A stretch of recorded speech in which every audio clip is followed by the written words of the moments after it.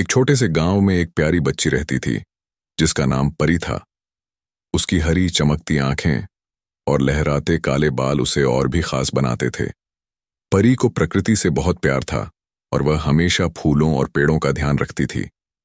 एक दिन परी को गांव के एक बूढ़े दादाजी मिले जो बहुत कमजोर थे। उनके पास एक छोटा सा बीज था। उन्होंने परी से कहा, यह एक जादुई बीज है, लेकिन इसे सच्चे दिल से सींचना होगा। परी ने वह बीज अपने बगीचे में लगाया और रोज प्यार से पानी देने लगी।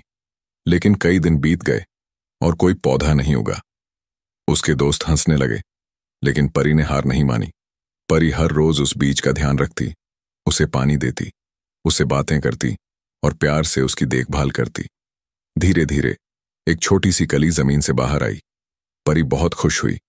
जैसे जैसे दिन बीतते गए, वह छोटा पौधा एक सुंदर पेड़ में बदलने लगा। उसकी शाखाओं से चमकदार फल निकले। जब परी ने एक फल तोड़ा तो उसमें से रोशनी निकलने लगी। परी ने वह फल गांव के भूखे लोगों को दिया। जैसे ही उन्होंने इसे खाया, वे स्वस्थ और खुशहाल हो गए। बूढ़े दादाजी ने परी से कहा, तुम्हारी मेहनत और दयालुता ने इस बीज को चमत्कारी बना दिया।